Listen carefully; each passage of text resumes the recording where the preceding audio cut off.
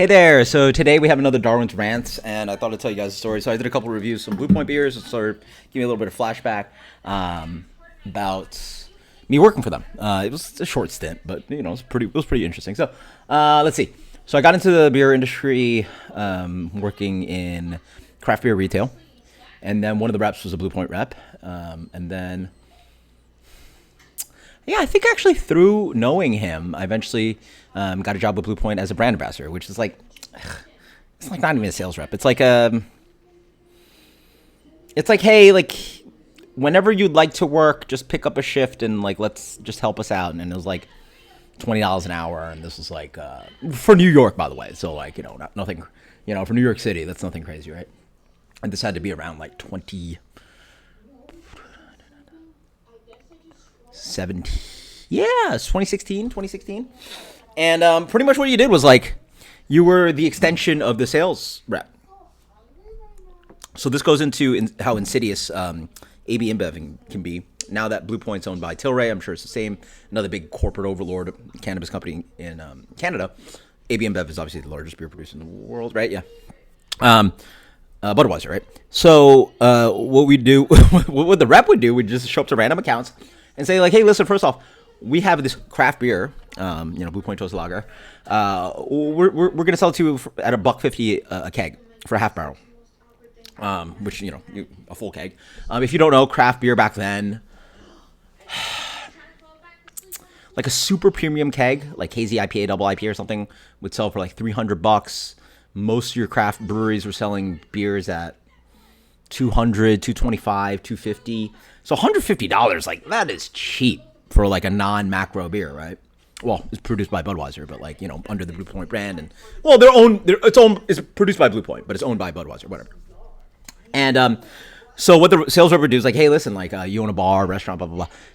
You're gonna buy this keg. He's like, well, why would I want to buy this keg? He's like, listen, you're gonna spend $150. I'm gonna send a kid over, and he's gonna spend $150 at the bar buying pints of that beer for your guests, and then he's gonna tip the bartender $50. So literally the keg's free and your bartender's making $50. They're like, yes, yes, yes.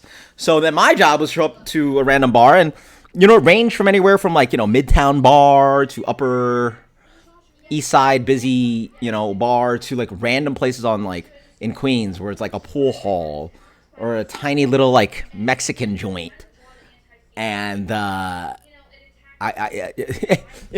honestly, it was a little bit like it sort of got me nervous, like almost like I used to be in my 20s at one point.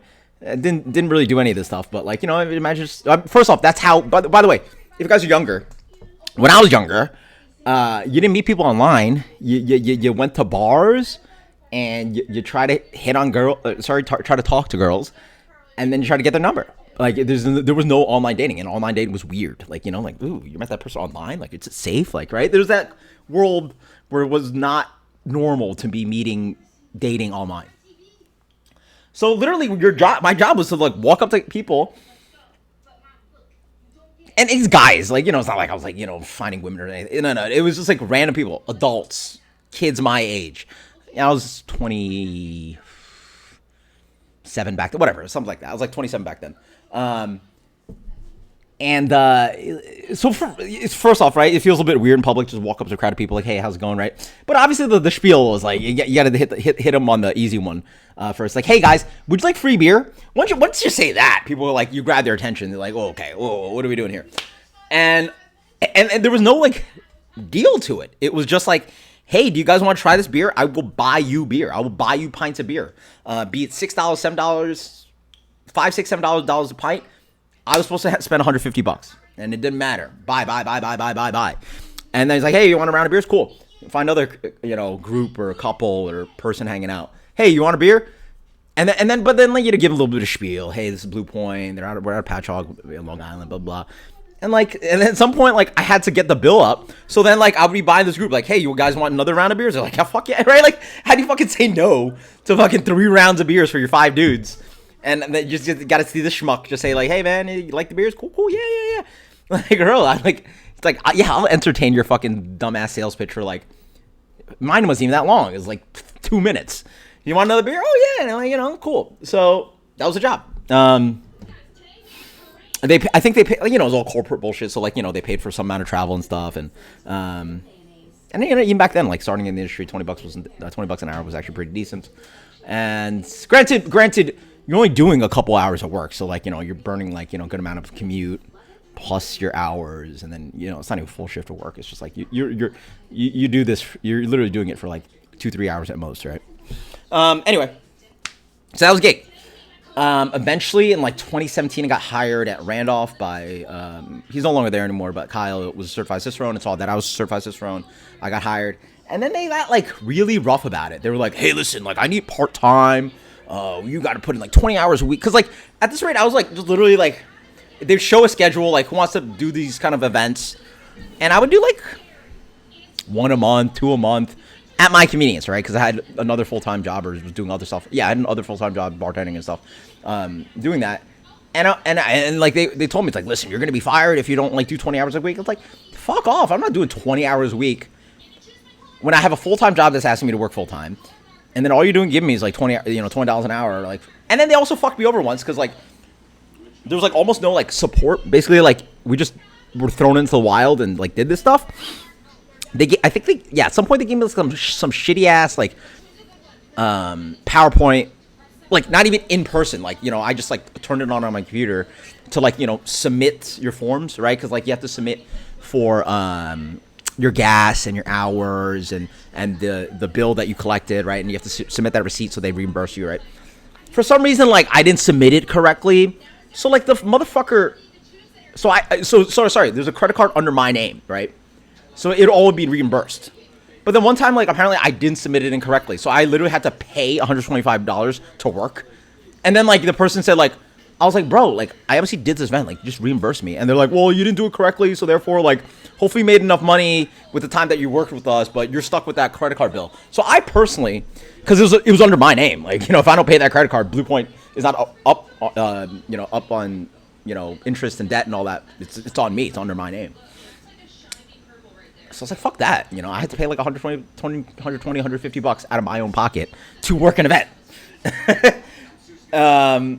Honestly, you know, looking back at it, that could have been a route for me to like obviously work maybe as like, you know, a rep or, you know, like hit the next level.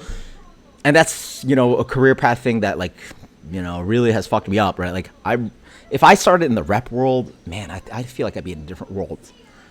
Like, you know, like I said, a sales rep, you know, like working for a decent sized brewery, sales rep, having certified advanced Cicerone, and then like, you know, when you work for a quote unquote corporate job like that, you get all the regular benefits of a regular person. I don't get any benefits, you know, I'm a fucking bartender server. I don't get any benefits.